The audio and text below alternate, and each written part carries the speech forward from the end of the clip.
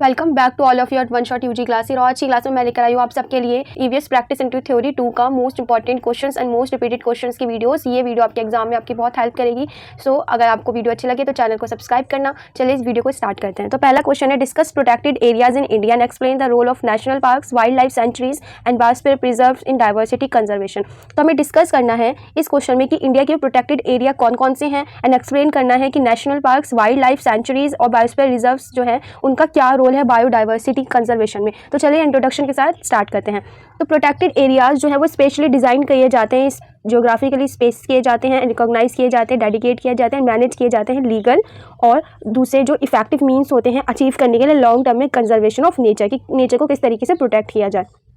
इसको एसोसिएट किया जाता है ecosystem service and cultural values के साथ। अब बात कर लेते हैं कि कौन कौन से प्रोटेक्टेड एरिया हैं इंडिया के अंदर जो इकोसिस्टम को क्या करते हैं, सेव करके रखते हैं, बायोडाइवर्सिटी को सेव करके रखते हैं। तो इंडिया एक वास्ट नेटवर्क है जहाँ पे प्रोटेक्ट किया जाता है ऐसे एरिया को कि रिच बायोडाइवर्सिटी को कंजर्व करने के लिए। ये एरिया नोटिफाई किए जाते हैं किसके अंदर, वाइल्ड लाइफ प्रोटेक्शन एक्ट 1972 के अंदर और जो भी इससे रिलेवेंट लॉज होते हैं उनमें।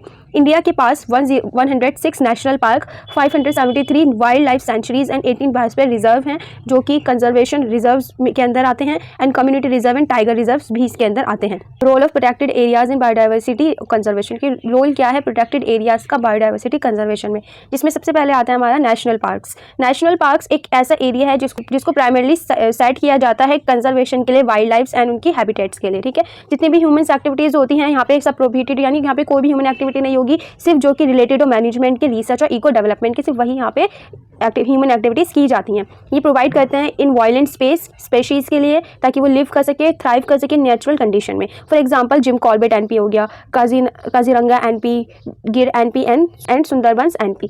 ये हेल्प करता है इंडेंजर्ड स्पेशीज, यानी इनको ये प्रोटेक्ट करके रखता है, मेंटेन करता है जेनेटिक डाइवर्सिटी को और इकोसिस्टम की इंटेग्रिटी को। अब बात तो सेकंड यहाँ पे वाइल्ड लाइफ सेंचुरीज। तो वाइल्ड लाइफ सेंचुरीज जो है वो स्टैब्लिश की गई थी वाइल्ड एनिमल्स को प्रोटेक्ट करने के लिए, बर्ड्स और उनके हैबिटेट्स को। अनलाइक ये जो है ये नेशनल पार्क जैसे नहीं होते, यहाँ पे क्या होता है कुछ ह्यूमन एक्टिविटीज़ यहाँ पे अलाउड है। ठीक है, they act as buffer for national park. ये कैसे एक्ट करते हैं, एज अ बफर। ठीक है, कॉरिडोर्स फॉर वाइल्ड लाइफ, यहाँ पे कॉरिडोर्स दिए जाते हैं, मतलब यहाँ पे आप घूम भी सकते हो, जाके देख भी सकते हो जानवरों को। For example Bharatpur WS, Periyar WS and Ranganathittu WS। ठीक है, ये प्रोवाइड करता है रिफ्यूज स्पेशीज को, प्रोटेक्ट करता है माइग्रेटरी रूट्स को और सपोर्ट करता है conservation outside core area.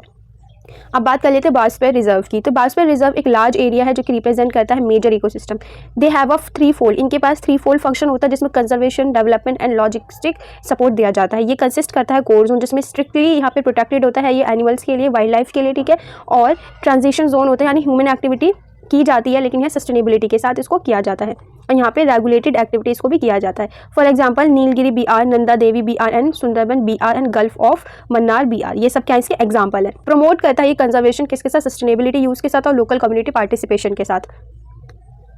Importance of protected areas. अब इन प्रोटेक्टेड एरियाज की क्या इंपॉर्टेंस है, कंजर्व बायोडाइवर्सिटी एंड इंडेंजर। ये क्या करता है, बायोडाइवर्सिटी को कंजर्व करता है और इंडेंजर वो स्पेशीज जो कि विलुप्त होने वाली होती है उनको देखता है, मेंटेन करता है इकोलॉजिकल बैलेंस और इकोसिस्टम सर्विसेज को प्रोटेक्ट करता है, वाटर शेड्स को और सॉइल इरोजन को प्रिजर्व करता है, genetic diversity and wild life habitats को सपोर्ट करता है, ये research, education and eco tourism देता है, ये हेल्प करता है क्लाइमेट रेगुलेशन और डिजास्टर मिटिगेशन में। ठीक है, अब कंक्लूजन की बात कर ले तो प्रोटेक्टेड एरियाज क्या है, बैकबोन है बायोडाइवर्सिटी कंजर्वेशन के इंडिया के अंदर, जिसमें national park, wild life sanctuaries, biosphere reserve जो है एक कॉम्प्लीमेंट्री रोल प्ले करते हैं इन स्पेशीज़ की प्रोटेक्शन के लिए, कंजर्विंग के लिए इनके हैबिटेट्स की एंड इंश्योर करने के लिए सस्टेनेबल को existence human nature and human के बीच में। ये स्ट्रेंथिंग करता है इन एरियाज़ को कम्युनिटी पार्टिसिपेशन के साथ, इको डेवलपमेंट के साथ एंड स्ट्रिक्ट इन्फोर्समेंट के साथ, जो कि एसेंशियल है सस्टेनेबल फ्यूचर के लिए। अब चलिए बात करते हैं सेकंड क्वेश्चन की। सेकंड क्वेश्चन है, explain biodiversity and discuss it's level, importance, threats and conservation strategies. Explain करना है बायोडाइवर्सिटी क्या है, डिस्कस करना है इसके लेवल, इसकी इंपॉर्टेंस, थ्रेट्स एंड जो भी कंजर्वेशन स्ट्रेटेजीज इसके लिए बनाई गई थी इन सेटू एंड एक्ट सेटू कंजर्वेशन। तो इंट्रोडक्शन के साथ चलिए स्टार्ट करते हैं। वीडियो के एंड में मैं आपको बताऊंगी कि आप इन क्वेश्चंस का फ्री PDF कैसे एक्सेस कर सकते हैं। तो जो बायोडाइवर्सिटी एक शॉर्ट बायोलॉजिकल डाइवर्सिटी है जो रेफर करती है, जहाँ रेफर करती है वैरायटी एंड वेरिएबिलिटी किसके बीच में, लिविंग ऑर्गेनिजम्स के बीच में, जो कि पूरी सोर्सेज में क्या होते हैं, इंक्लूड होते हैं, चाहे वो टेरेस्ट्रियल हो, मराइन हो या फिर कोई एक्वाटिक इकोसिस्टम हो या फिर इकोलॉजिकल कॉम्प्लेक्सेस जो है वो क्या है, एक पार्ट है किसका, बायोडाइवर्सिटी का। ये एक फाउंडेशन है इकोसिस्टम की जो सस्टेनेबिलिटी एंड ह्यूमन वेलबींग के लिए यूज़ की जाती है। अब बात कर लेते हैं कि कौन कौन से लेवल हैं जो कि बायोडाइवर्सिटी में आते हैं। सो बायोडाइवर्सिटी में पहला लेवल है जेनेटिक डाइवर्सिटी। रेफर करता है एक ऐसी वेरिएशन को किसमें, स्पेशीज में, उनके जीन्स के साथ, जो कि इनेबल होते हैं अपने अडेप्ट करने में चेंजिंग इन्वायरमेंट में, यानी जैसे इन्वायरमेंट चेंज होगा वैसे ही खुद को भी चेंज कर लेंगे, अपनी हैबिट्स को भी चेंज कर लेंगे, उसको अडेप्ट कर लेंगे। For example different varieties of rice, mango, wheat. ठीक है, जैसे सेकेंड है स्पेशीज डाइवर्सिटी, रेफर करता है एक ऐसी वैरायटी और ऐसी अबंडेंस को जो कि डिफरेंट होती है हर एरिया में, जो स्पेशीज हर एरिया में डिफरेंट होती है। For example variety of plant, her area में अलग होता है। एनिमल्स, हर एरिया में अलग होते हैं। बर्ड्स, इंसेक्ट, ये सब चीज़ें क्या है, एरिया के ऊपर डिपेंड करते हैं। जैसा एरिया होगा उस तरीके की वहाँ पे स्पेशीज मिलेंगी, चाहे वो प्लांट हो या एनिमल हो। अब थर्ड है इकोसिस्टम डाइवर्सिटी, रेफर करता है वैरायटी ऑफ इकोसिस्टम, एक रीजन में कि एक रीजन में कैसे किस तरीके की वैरायटी है वहाँ पे इकोसिस्टम की। फॉर एग्जांपल फॉरेस्ट हो गया, ग्रासलैंड हो गया, वेटलैंड हो गया, desert, lake, river and coral reefs. तो ये क्या है, अलग अलग तरीके के इकोसिस्टम है, जो इकोसिस्टम डाइवर्सिटी जो अलग अलग क्षेत्र में फैले हुए हैं। थर्ड कर लेते हैं बात इंपॉर्टेंट थ्रेट्स टू बायोडाइवर्सिटी। तो वो कौन कौन सी इंपॉर्टेंट थ्रेट्स हैं, यानी कौन कौन सी चीज़ें हैं जो बायोडाइवर्सिटी को क्या कर रही है, डेंजर में डाल रही है। सबसे पहले habitat loss and fragmentation, due to जितना ज़्यादा डिफॉरेस्टेशन हो रहा है, अर्बनाइजेशन हो रहा है, माइनिंग हो रही है, इंफ्रास्ट्रक्चर डेवलपमेंट हो रहा है, उस वजह से क्या हो रहा है, जो हैबिटेट्स यानी पेड़ों को काटा जा रहा है, फ्रेगमेंटेशन बढ़ती जा रही है। ठीक है, तो पेड़ों को बहुत ज़्यादा काटा जा रहा है और मतलब पेड़ पौधे बहुत ज़्यादा कम हो गए हैं। एंड इंफ्रास्ट्रक्चर बढ़ने, डेवलपमेंट से मतलब यहाँ पे क्या है कि यहाँ पे इंडस्ट्रियलाइजेशन किया जा रहा है, ज़्यादा से ज़्यादा इंडस्ट्रीज लगाई जा रही है, जिससे क्या हो रहा है और भी ज़्यादा ऐसे जो फॉरेस्ट वाले इलाके हैं उन सबको काटा जा रहा है वहाँ पे इंफ्रास्ट्रक्चर डेवलप करने के लिए। ओवर एक्सप्लॉयटेशन यानी ओवर हंटिंग की जा रही है, ज़रूरत से ज़्यादा शिकार किया जा रहा है। ओवर फिशिंग यानी फिशेस का भी ज़्यादा जो ज़रूरत से ज़्यादा उनकी भी क्या फिशिंग की जा रही है। इलीगल वाइल्ड लाइफ ट्रेड चल रहा है, जो कि क्या कर रहा है, रिड्यूस कर रहा है पॉपुलेशन ऑफ स्पेशीज, यानी एक ऐसी स्पेशीज जो बहुत ज़्यादा इंपॉर्टेंट है हमारी बायोडाइवर्सिटी के लिए, उनकी पॉपुलेशन को क्या कर रहा है, ये कम कर रहा है। अब आगे बात करते हैं पॉल्यूशन। पॉल्यूशन भी क्या है, एक इंपॉर्टेंट थ्रेट है हमारी बायोडाइवर्सिटी में, जैसे air pollution, water pollution, soil pollution, जो क्या हार्म कर रहे हैं ऑर्गेनिजम्स को और डिस्टर्ब कर रहे हैं इकोसिस्टम को। एंड फोर्थ यहाँ पे क्लाइमेट चेंज, तो जो यहाँ पे टेम्परेचर राइज हो जाता है, एक्सट्रीम इवेंट हो जाते हैं, सी लेवल राइज हो जाता है, तो इसका इम्पैक्ट किस पे पड़ रहा है, स्पेशीज पे पड़ रहा है जो सर्वाइवल करते हैं ऐसे क्लाइमेट में। और ये सब किस वजह से हो रहा है, जैसे ग्रीन हाउस गैसेज हो गए, इनका भी इफेक्ट बहुत ज़्यादा पड़ रहा है इन्वायरमेंट पर, बायोडाइवर्सिटी पर। इफ अलाइन स्पेशीज यानी एक्सोटिक स्पेशीज जो हैं, यानी बहुत कम दिखने वाली, जो बहुत कम है, वो ऐसे स्पेशीज जिनकी पॉपुलेशन बहुत कम है, वो डिस्टर्ब हो रही है। उनका जो नेटिव है वो क्या हो रहा है, नेटिव स्पेशीज एंड इकोसिस्टम जो क्या है, ये सब चीज़ें क्या हो रही है, डिस्टर्ब हो रही है। अब आगे बात कर लेते हैं कंजर्वेशन स्ट्रेटजीज की। कंजर्वेशन स्ट्रेटजीज हैं, पहला है इन सीटू और दूसरा एक्स सीटू। तो एक एक करके दोनों को डिस्कस करते हैं। तो conservation species in their natural habitats, तो मतलब कि जो भी कंजर्वेशन करना है उनको, स्पेशीज का जो भी कंजर्वेशन करना है उन्हीं की नेचुरल हैबिटेट में रह के करेंगे। ये हेल्प करता है प्रोटेक्ट करने में होल इकोसिस्टम को और मेंटेन करता है इकोलॉजिकल बैलेंस। अब इसका मेथड और एग्जाम्पल समझ लेते हैं। जैसे national park, example Jim Corbett NP, कांगडंगा एनपी, तो यहाँ पे नेशनल पार्क्स बनाए जा रहे हैं, वाइल्ड लाइफ सेंचुरीज बनाई जा रही है, बायोस्फीयर रिजर्व बनाए जा रहे हैं, conservation reserve and community reserves बनाए जा रहे हैं, सैक्रेड ग्रोव्स बनाए जा रहे हैं, जो क्या है, एक ट्रेडिशनल प्रोटेक्शन है लोकल कम्युनिटी का। ठीक है, तो इसका एडवांटेज क्या है कि मेंटेन करता है नेचुरल इवोल्यूशन को, ecological process and community involvement को। अब बात कर लेते हैं एक्स सीटू कंजर्वेशन की। तो ये कंजर्वेशन जो स्पेशीज को नेचुरल हैबिटेट से बाहर रख के किया जाता है, उन पर कंट्रोल करके कंडीशन को, ये चीज स्पेसिफिक है और ये सपोर्ट करता है नेचर को। फॉर एग्जाम्पल जू बनाए जा, जैसे दिल्ली जू है, दिल्ली जूलॉजिकल पार्क है, तो ये भी क्या है, एक एक्स सीटू कंजर्वेशन, यानी यहाँ खुद से उनके नेचुरल फॉरेस्ट वगैरह को नहीं रख रहे हैं, वाइल्ड लाइफ इन सब चीज़ों से निकाल के उन्हें कहाँ, जैसे जू वगैरह बनाया जा रहा है, बोटेनिकल गार्डन्स बनाए जा रहे हैं, सीड बैंक्स बनाए जा रहे हैं, जीन्स बैंक्स बनाए जा रहे हैं, एंड टिश्यू कल्चर एंड जो प्रिजर्वेशन किया जा रहा है रेयर और इंडेंजर्ड प्लांट्स के लिए। हेल्प करता है इंडेंजर्ड स्पेशीज के लिए, रिसर्च के लिए, एजुकेशन एंड री इंट्रोडक्शन के लिए।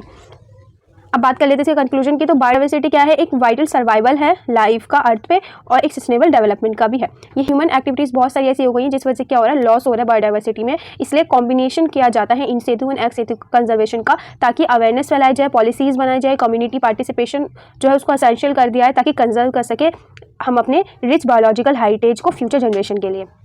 तो ये था आपका क्वेश्चन कंप्लीट। अब चलते हैं नेक्स्ट क्वेश्चन में। क्वेश्चन है explain climate change in global warming. Explain करना है कि क्लाइमेट चेंज जो है ग्लोबल वार्मिंग में क्यों हो रहा है, कैसे हो रहा है और ये क्या है। डिस्कस करना है इसके causes, impact and mitigation measures क्या है। तो चलिए इस इंट्रोडक्शन के साथ स्टार्ट करते हैं। तो इंट्रोडक्शन के साथ स्टार्ट करते हैं। क्लाइमेट चेंज रेफर करता है एक ऐसे लॉन्ग टर्म चेंज इनको जो चेंजेस को जो कि टेम्परेचर में होता है, प्रेसिपिटेशन होता है और दूसरे एटमॉस्फेरिक कंडीशन जो भी अर्थ पर होती है। ग्लोबल वार्मिंग एक सिग्निफिकेंट राइज है अर्थ के एवरेज सरफेस टेम्परेचर का, जो कि इंक्रीज होता है due to green house gases जो कि हमारे एटमॉस्फेयर में है। अब इसके कॉजेज क्या कौन से हैं ग्लोबल वार्मिंग के, जिसमें पहला आता है बर्निंग ऑफ फॉसिल फ्यूल। जब ज़रूरत से ज़्यादा फॉसिल फ्यूल को बर्न किया जाएगा तो उससे क्या होगा, क्लाइमेट चेंज होगा। कोल, ऑयल एंड नेचुरल गैस का जो इस्तेमाल किया जाता है इलेक्ट्रिसिटी के लिए, हीट के लिए, ट्रांसपोर्टेशन रिलीज, और जो ट्रांसपोर्टेशन की जो गाड़ियाँ हैं वो रिलीज़ करते हैं CO2 और जो भी अदर ग्रीन हाउस गैसेज हैं, तो ये सब क्या कर रही है, क्लाइमेट चेंज को कर रही है और ग्लोबल वार्मिंग को बढ़ावा दे रही है। जिसमें दूसरा है डिफॉरेस्टेशन, कटिंग हो रही है ज़्यादा से ज़्यादा फॉरेस्ट की, जो कि रिड्यूस कर कार्बन एब्जॉर्प्शन और रिलीज करता है स्टोर कार्बन। इससे क्या होता है, और जो स्टोर कार्बन है और वो भी क्या होने लगते हैं, रिलीज होने लगते हैं। थर्ड है इंडस्ट्रियल प्रोसेसेस, जो भी इंडस्ट्रियलाइजेशन हो रहा है उसमें जो भी प्रोसेस हो रही है, जैसे इंडस्ट्रीज जो है वो ग्रीन हाउस गैसेज का यूज़ किया, जैसे मीथेन हो गया, नाइट्रस ऑक्साइड हो गया, किसके थ्रू, और ये सब चीज़ें किस वजह से हो रही है, जब वो अपने प्रोडक्ट्स बनाते हैं, केमिकल्स वगैरह बनाते हैं, तो उनमें ये गैसेस प्रोड्यूस होती हैं और वो इन गैसेस को ऐसी एयर में रिलीज कर देते हैं। थर्ड है एग्रीकल्चर एंड लाइफ स्टॉक, यानी मीथेन जो है वो लाइफ स्टॉक से राइस, पैडीज, फर्टिलाइजर जो है कंट्रीब्यूट करते हैं किस तरीके से ग्लोबल वार्मिंग में। ये सब क्या है, ग्लोबल वार्मिंग को बढ़ावा देते हैं। एंड लास्ट है हमारा वेस्ट एंड लैंडफिल्स, जो भी डिकम्पोजिशन होता है वेस्ट का लैंडफिल्स में, वो प्रोड्यूस करते हैं मीथेन, कंपोनेंट है किसका, ग्रीन हाउस गैस का। अब आगे बात करते हैं इसका इम्पैक्ट क्या हो रहा है ग्लोबल वार्मिंग का अर्थ पर। तो राइजिंग टेम्परेचर, जैसे आप सब जानते हैं कि जितना ज़्यादा अब हर साल क्या हो रहा है, गर्मी बहुत ज़्यादा बढ़ती जा रही है, इंक्रीज़ हो रही है एवरेज ग्लोबल टेम्परेचर, जो क्या लीड करता है हीट वेव्स को, एक्सट्रीम वेदर इवेंट्स को। जितनी ज़्यादा गर्मी बढ़ेगी उतनी ज़्यादा हीट वेव्स चलेंगी, ठीक है। Melting of ice caps and glaciers, इससे क्या हो रहा है, जो मेल्ट हो रही है ग्लेशियर्स जो है वो मेल्ट हो रहे हैं, आइस कैप्स भी क्या हो रहे हैं, मेल्ट हो रहे हैं। ये भी सब किस वजह से हो रहा है, ग्लोबल वार्मिंग में, क्योंकि ग्लोबल वार्मिंग में क्या होता है, टेम्परेचर राइज हो जाता है, ठीक है। सी लेवल राइज हो रहा है और कोस्टल एरियाज और स्मॉल आइसलैंड्स क्या हो रहे हैं, धीरे धीरे मेल्ट होना स्टार्ट हो रहे हैं। And third extreme weather events, more frequent and intense flood आ सकता है, जिससे बाढ़ का खतरा है, सूखे का खतरा है, cyclone, storm and wildfires, इन सब चीज़ों का भी खतरा बढ़ जाता है ग्लोबल वार्मिंग में। अब इसका इकोसिस्टम और बायोडाइवर्सिटी पे भी इम्पैक्ट पड़ता है, हैबिटेट लॉस हो रहे हैं, स्पेशीज़ जो हैं उनको डिस्टर्बेंस हो रही है, इकोलॉजिकल बैलेंस डिस्टर्ब हो रहा है, ठीक है। Threat to food and water security, यहाँ पे एग्रीकल्चर प्रोडक्टिविटी इस वजह से क्या हो रही है, ग्लोबल वार्मिंग से रिड्यूस हो रही है, क्योंकि जो भी फार्मिंग के लिए जिस तरीके का इन्वायरमेंट चाहिए उस तरीके का इन्वायरमेंट स्टेबल नहीं हो पा रहा ड्यू टू ग्लोबल वार्मिंग। इस वजह से जो एग्रीकल्चर प्रोडक्टिविटी है वो रिड्यूस हो रही है, वाटर स्कार्सिटी बढ़ती जा रही है। एंड नेक्स्ट है ह्यूमन हेल्थ रिस्क, इससे क्या हो रहा है, ह्यूमन की हेल्थ पर भी बहुत ज़्यादा रिस्क हो रहा है, जैसे हीट स्ट्रेस हो रहा है, डिसीज़ बढ़ते हैं गर्मियों में बहुत ज़्यादा, रेस्पिरेटरी प्रॉब्लम्स आ रही है, न्यूट्रिशंस हो रहा है, ठीक है। इकोनॉमिक लॉसेस कैसे हो रहा है, किससे डैमेज हो रहा है इंफ्रास्ट्रक्चर, लाइवलीहुड और इकोनॉमीज़ जो हैं वो सब क्या हो रही है, डैमेज हो रही है, किसकी वजह से, क्लाइमेट रिलेटेड डिजास्टर की वजह से।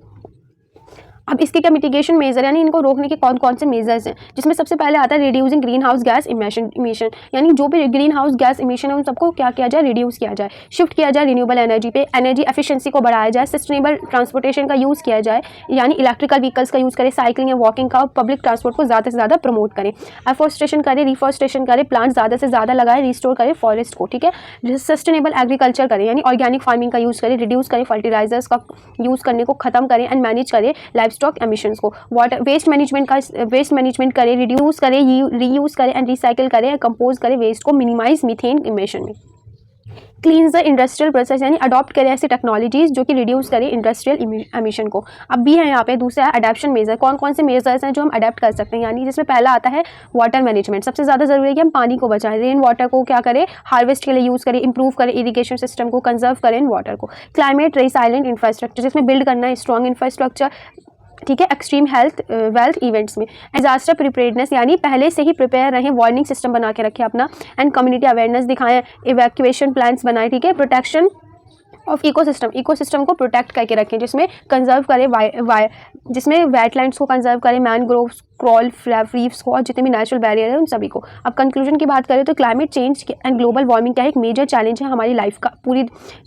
क्लाइमेट चेंज और ग्लोबल वार्मिंग क्या है, सबसे बड़ा चैलेंज है आज के टाइम पे। ये इफेक्ट करता है हर एस्पेक्ट को जो कि अर्थ पर है।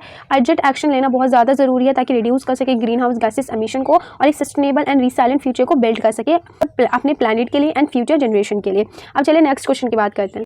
नेक्स्ट क्वेश्चन है explain the environmental and social impact of development projects, कि इन्वायरमेंटल एंड सोशल इम्पैक्ट क्या पड़ता है डेवलपमेंट प्रोजेक्ट का, और डिस्कस करें इसके रीसेटलमेंट को और रिहैबिलिटेशन मेजर्स को। तो चलिए डेवलपमेंट प्रोजेक्ट्स के साथ स्टार्ट करते हैं। डेवलपमेंट प्रोजेक्ट एक ऐसी अंडरटेकिंग है जो कि प्रोमोट करती है इकोनॉमिक ग्रोथ को, इंप्रूव करता है क्वालिटी ऑफ लाइफ को, और इसके अंदर इंक्लूड होते हैं dams, mining, industries, highway, power plant, irrigation project, urban infrastructure etcetera. अच्छा, अब इसके ऑब्जेक्टिव क्या क्या है इनको समझते हैं। तो इसका पहला ऑब्जेक्टिव है जनरेट करता है employment and income. Of course जब हाईवे बनेगा, पावर प्लांट्स बनेंगे, माइनिंग होगी, डैम्स बनेंगे, तो इन सब के लिए लेबर भी तो चाहिए, इंजीनियर्स भी तो चाहिए, तो इससे क्या होगा, एम्प्लॉयमेंट और इनकम दोनों ही जनरेट होगी। ये इंप्रूव करता है इंफ्रास्ट्रक्चर एंड बेसिक सर्विसेज को, प्रमोट करता है इंडस्ट्रियलाइजेशन एंड एनर्जी प्रोडक्शन को, ये इनहेंस करता है एग्रीकल्चर प्रोडक्टिविटी को, overall economic and social development इसमें आती है। इसमें यही मोटिव ऑब्जेक्टिव होता है कि जो है ओवरऑल इकोनॉमिक और सोशल डेवलपमेंट है। सेकंड है इन्वायरमेंटल इम्पैक्ट्स। इसके कौन कौन से इन्वायरमेंटल इम्पैक्ट्स होते हैं? पहला है डिफॉरेस्टेशन, यानी जो लॉस हो रहा है फॉरेस्ट का, बायोडाइवर्सिटी का, किसकी वजह से? Due to land of diversion of land, क्योंकि ज़्यादा से ज़्यादा हमें ज़मीन चाहिए, ज़मीन के लिए हम क्या कर रहे हैं? फॉरेस्ट को काटा जा रहे हैं और वहाँ पे इंडस्ट्रियलाइजेशन किया जा रहा है। अब दूसरा इम्पैक्ट क्या हो रहा है इसका डेवलपमेंट प्रोजेक्ट्स का? कि लॉस हो रहे हैं बायोडाइवर्सिटी का, सॉइल इरोजन डिग्रेडेशन बढ़ता जा रहा है, वाटर इम्पैक्ट्स हो रहे हैं, पॉल्यूशन बढ़ता जा रहा है एंड क्लाइमेट चेंज होते जा रहे हैं। क्लाइमेट चेंज बढ़ता जा रहा है, ग्रीन हाउस गैस इमिशन का जो इफेक्ट है वो बढ़ता जा रहा है, कार्बन सिंक्स जो है वो लॉस हो रहे हैं, यानी सोशल इम्पैक्ट को पढ़ते हैं। तो सोशल इम्पैक्ट में सबसे पहले आता है डिस्प्लेसमेंट, यानी जो लोग हैं उनको फोर्स किया जा रहा है कि वो अपने घरों अपनी कम्युनिटीज़ को छोड़ दें, क्योंकि वहाँ पे इंडस्ट्रियलाइजेशन, यहाँ पे बिल्डिंग्स बनानी है, फ्लैट्स बनाने हैं, इस तरीके से इंफ्रास्ट्रक्चर को डेवलप करने के लिए ही देश के लोगों को परेशान किया जा रहा है। इस तरीके से समझ लें। लॉस ऑफ लाइवलीहुड को क्या किया जा रहा है? यहाँ पे क्या हो रहा है? लाइवलीहुड का लॉस हो रहा है, मतलब ये अफेक्ट करते हैं एग्रीकल्चर को, फिशिंग को, फॉरेस्ट्री को, जितने भी ट्रेडिशनल लाइवलीहुड है उन सभी को। कल्चरल डिस्ट्रप्शन, यानी यहाँ पे लॉस हो रहा है कल्चरल हेरिटेज का, ट्रेडिशन का एंड कम्युनिटी आइडेंटिटी का। हेल्थ इश्यूज आ रहे हैं, लिविंग कंडीशन पुअर होती जा रही है, stress and lack of basic service affect करती है हेल्थ को काफ़ी ज़्यादा। सोशल कन्फ्लिक्ट हो रहा है, ये एक कन्फ्लिक्ट क्रिएट करता है लोकल कम्युनिटीज़ एंड अथॉरिटीज़ के बीच में। मार्जिनलाइजेशन हो रहा है, यानी वल्नरेबल ग्रुप्स जो हैं like tribals, women, elders and जो पुअर हैं वो क्या मोस्टली क्या हो रहा है? इससे अफेक्ट हो रहा है। अब रीसेटलमेंट एंड रिहेबिलाइजेशन मेजर्स कौन कौन से हैं? इसमें सबसे पहले आता है कि इनको रीसेटलमेंट हो, यानी प्रोवाइड किया जाए अल्टरनेटिव हाउसिंग दिया जाए डिस्प्लेस फैमिलीज़ को, ताकि उनको सेफर और बेटर लोकेशन पर। रिहेबिलाइजेशन यानी इंश्योर किया जाए बेसिक एमिनिटीज़ जैसे water, electricity, school, health care and sanitation, इन सब चीज़ों उन्हें प्रोवाइड की जाए जिन लोगों को डिस्प्लेस किया जा रहा है डेवलपमेंट प्रोजेक्ट की वजह से। लाइवलीहुड रिस्टोरेशन, यानी प्रोवाइड की जाए उन लोगों को जॉब, स्किल ट्रेनिंग दी जाए, सपोर्ट किया जाए उनको इनकम जनरेशन के लिए। नेक्स्ट यहाँ पे कंपनसेशन, यानी फेयर और टाइमली फाइनेंशियल कंपनसेशन मिले उनकी लैंड, प्रॉपर्टी और लाइवलीहुड लॉस के लिए, जो भी उनको लॉस हुआ है उसमें। पार्टिसिपेशन, यानी इन्वॉल्व किया जाए अफेक्टेड पीपल को डिसीजन मेकिंग में और प्लानिंग प्रोसेस में। एंड लास्ट है monitoring and support, continuous monitoring की जाए कि जिन लोगों को रीसेटलमेंट दिया है वो लोग सही से रह पा रहे नहीं रह पा रहे, उन्हें सब चीज़ें, उन्हें अम्यूनिटीज सही तरीके से मिल रही है नहीं मिल रही है, यानी water, electricity, school, health care, sanitation उन्हें सही टाइम पर मिल रहा है या नहीं मिल रहा, एंड उन्हें लॉन्ग टर्म पे सपोर्ट किया जाए सस्टेनेबल रिहेबिलाइजेशन के लिए। ठीक है, अब बात करते हैं आगे social justice in development. Development social justice क्या है? तो ये इक्विटी लाता है, बेनिफिट्स और बर्डन जो है development should be share Fairlie, यानी जो भी बेनिफिट्स और जो भी बर्डन आ रहा है डेवलपमेंट के लिए उसको फेयरली ही डिस्ट्रीब्यूट करें। एंड राइट्स जो कि रिस्पेक्ट करें ह्यूमन राइट्स की, लैंड राइट्स की एंड कल्चरल राइट्स की। इंक्लूजन में मतलब यहाँ पे इंक्लूजन यानी इंश्योर करें पार्टिसिपेशन सभी का, कि सब उसमें पार्टिसिपेट करें, स्पेशली जो मार्जिनलाइज्ड कम्युनिटीज़ है, माइनॉरिटीज़ है, वो सबसे ज़्यादा। ट्रांसपेरेंसी रखें, ओपन अकाउंटेबल डिसीजन ले, जो कि एक अच्छा होगा कि सामने वाले पर्सन को भी कोई डाउट नहीं रहेगा। सस्टेनेबिलिटी लाइन, डेवलपमेंट के लिए जो कुछ भी एक्टिविटीज़ की जाए वो इस तरीके से की जाए कि वो प्रेजेंट की नीड्स को भी फुलफिल करे और फ्यूचर जनरेशन को भी कोई कॉम्प्रोमाइज़ ना करना पड़े। सिक्स्थ है वे फॉरवर्ड, ऐसे तरीके हैं जो हमें आगे की तरफ ले जाती है। कंडक्ट करता है किसके through? Environmental and social impact assessment यानी ESIA एंड प्लानिंग। फॉलो करता है participatory inclusive planning and implementation effective resettlement and rehabilitation policies. Implement करता है effective resettlements and rehabilitation policies को। इंश्योर करता है कंप्लेंट्स जो भी इन्वायरमेंटल लॉज और सेफगार्ड के लिए होती हैं। प्रमोट करता है sustainable and eco friendly development. अब आगे कंक्लूजन की बात करें तो डेवलपमेंट प्रोजेक्ट क्या है? बहुत इंपॉर्टेंट है प्रोग्रेस के लिए, but they should not come at the cost of environmental and people wellbeing पर, लेकिन इसको इस कॉस्ट में ना लाया जाए कि इससे इन्वायरमेंट को भी लॉस हो और पीपल लोगों की वेलबिंग पे भी लॉस हो। एक बैलेंस अप्रोच ली जाए जो कि इंश्योर कर सके इन्वायरमेंटल प्रोटेक्शन, सोशल जस्टिस और प्रॉपर सेटलमेंट एंड रिहेबिलाइजेशन, जो कि एक true sustainable and inclusive development में होता है। बात करते हैं नेक्स्ट क्वेश्चन की। So next question, explain the concept of sustainability development and discuss its principle and significance in environmental conservation. Explain करना है sustainable development concept क्या है और इसकी principle और significance क्या है environmental conservation में। तो चलिए definition का start करते हैं। तो sustainable development, तो sustainable development का मतलब क्या होता है? ये एक ऐसा development होता है जिसमें हमें future needs को तो जिसमें हमें प्रेजेंट नीड्स को तो फुलफिल करना ही है, लेकिन उन जो भी हमारी प्रेजेंट नीड्स है उसके साथ साथ हमें ये भी ध्यान रखना है कि फ्यूचर जनरेशन को कोई भी परेशानी ना हो, उनको अपनी नीड्स को फुलफिल करने में कोई भी कॉम्प्रोमाइज़ ना करना पड़े। तो इस तरीके से जो डेवलपमेंट होता है तो उसको क्या कहा जाता है? सस्टेनेबल डेवलपमेंट कहा जाता है। और ये इंटीग्रेट करता है इकोनॉमिक ग्रोथ को, सोशल इंक्लूजन को एंड इन्वायरमेंटल प्रोटेक्शन को, ताकि क्रिएट हो सके एक इक्विटेबल एंड वेरिएबल फ्यूचर सभी के लिए। अब बात करते हैं सस्टेनेबल डेवलपमेंट गोल्स कौन कौन से हैं। तो यहाँ पे 17 SDGs हैं, यानी सस्टेनेबल डेवलपमेंट गोल्स, जो कि यूनाइटेड नेशन ने दिए थे 2015 में, जो कि ग्लोबल ब्लूप्रिंट प्रोवाइड करता है सस्टेनेबल फ्यूचर के लिए। इसके अंदर सभी इंटरकनेक्टेड ग्लोबल चैलेंजेस हैं जो हम फेस करते हैं, include poverty, inequality, climate change, environmental degradation and piece and justice, सब कुछ है। तो एक एक करके चलिए सबको समझते हैं। आप देख सकते हैं यहाँ पे 17 सोशल यहाँ पे सभी गोल्स हैं, 17 SDGs गोल्स हैं। यहाँ पे आप वीडियो पॉज करके इनको स्क्रीनशॉट लेके इनको पढ़ सकते हैं। कहते हैं principle of sustainable development. Sustainable development के कौन कौन से प्रिंसिपल है, जिसमें सबसे पहले आता है इंटीग्रेशन, बैलेंस करता है इकोनॉमिक सोशल एनवायरमेंटल डायमेंशन को एक ऐसे डिसीजन मेकिंग में जो कि सभी ओवरऑल वेलबींग के लिए सही हो। ठीक है। इक्विटी, ये इंश्योर करता है फेयरनेस कि प्रेजेंट जनरेशन की भी जो है नीड्स फुलफिल हो, फ्यूचर जनरेशन के लिए भी नीड्स फुलफिल हो बिना किसी कॉम्प्रोमाइज़ के। ना तो प्रेजेंट वाले कोई कॉम्प्रोमाइज़ करे और ना ही फ्यूचर वाले कोई कॉम्प्रोमाइज़ करे। प्रिकॉशंस दिए जाते हैं, इसमें ये प्रिवेंट करता है एक्शन को अवॉइड करने के लिए एनवायरमेंटल डिग्रेडेशन और इरिवर्सिबल डैमेज को। पार्टिसिपेशन, इन्वॉल्व होते हैं सब stake holders including communities and जितने भी सस्टेनेबल डिसीजंस लिए जाते हैं उन सब में। कंजर्वेशन, इसमें रिसोर्सेज का सही तरीके से यूज़ किया जाता है, मेंटेन किया जाता है ecological balance long term sustainability के लिए। अब बात कर लेते हैं इन्वायरमेंटल एथिक्स की। तो इन्वायरमेंटल एथिक्स रेफर करते हैं ऐसे मॉरल प्रिंसिपल को जो गाइड करता है हमारे रिलेशनशिप को नेचर के साथ। ये एम्फोसाइज करता है सभी फॉर्म ऑफ लाइफ को एंड इन्वायरमेंट को। ये प्रमोट करता है रिस्पॉन्सिबिलिटीज जो किसके टुवर्ड है, इकोसिस्टम के टुवर्ड है, बायोडाइवर्सिटी एंड नेचुरल रिसोर्सेज के टुवर्ड है। ये इनकरेज करता है सस्टेनेबल लाइफस्टाइल को और डिस्करेज करता है एक्सप्लॉयटेशन ऑफ नेचर को। इंटरजेनरेशनल इक्विटी, ये एक प्रिंसिपल, इसको हम कह सकते हैं एक तरीके से प्रिंसिपल है फेयरनेस किसके बीच में, जनरेशन के बीच में। हमारे पास एक मॉरल है कि रिस्पॉन्सिबिलिटी है कंजर्व करने की रिसोर्सेज को, इन्वायरमेंट को, किसके लिए, फ्यूचर जनरेशन के लिए। तो ये इंश्योर करता है फ्यूचर जनरेशन के पास इक्वल अपॉर्चुनिटी हो कि वो अपनी फ्यूचर नीड्स को सही तरीके से फुलफिल कर सके और हेल्दी प्लैनेट में इंजॉय कर सके। ये कंसेप्ट क्या है, हार्ट ऑफ सस्टेनेबल डेवलपमेंट है। इस कंसेप्ट को क्या कहेंगे हम, ये क्या है, हार्ट ऑफ सस्टेनेबल डेवलपमेंट। अब क्या बात करते हैं यहाँ पे, अगली हम बात करते हैं यहाँ पे रिसोर्सेज कंजर्वेशन। यूज़ करें वाटर को वाइजली, प्रिवेंट करें वेस्टेज को, प्रोटेक्ट करें वाटर बॉडीज़ को। एनर्जी कंजर्वेशन, इसमें रिन्यूएबल एनर्जीज का यूज़ करें, इंप्रूव करें एफिशिएंसी को, रिड्यूस जो कि एफिशिएंसी को इंप्रूव करता है और रिड्यूस करता है एनर्जी कंजप्शन को। फॉरेस्ट कंजर्वेशन, जिसमें फॉरेस्ट को प्रोटेक्ट करें, प्लांट करें ट्रीज ज़्यादा से ज़्यादा और मेंटेन करके रखें बायोडाइवर्सिटी को। एंड फोर्थ यहाँ पे reduce, reuse and recycle, minimise करें वेस्ट को, रीयूज करें प्रोडक्ट को एंड रिसाइकिल करें मटेरियल को ताकि रिसोर्सेज को सेव किया जा सके। एंड लास्ट यहाँ पे सॉइल कंजर्वेशन, प्रिवेंट करें सॉइल इरोजन से, मेंटेन करें सॉइल की फर्टिलिटी को एंड सपोर्ट करें सस्टेनेबल एग्रीकल्चर को। सेवंथ यहाँ पे सिग्निफिकेंस इन इन्वायरमेंटल कंजर्वेशन, कौन कौन से सिग्निफिकेंस है इन्वायरमेंटल कंजर्वेशन के। इसमें पहला आता है maintain ecological balance and ecosystem stability. ये मेंटेन करता है ecological balance and ecosystem stability को, कंजर्व करता है नेचुरल रिसोर्सेज को फ्यूचर यूज के लिए, हेल्प करता है climate change mitigation and adaptation के लिए, एंड ये प्रोटेक्ट करता है बायोडाइवर्सिटी को एंड प्रिवेंट करता है स्पीशीज एक्सटेंशन को। ये प्रमोट करता है sustainable livelihood and human wellbeing को, इंश्योर करता है healthy planet present and future generation के लिए।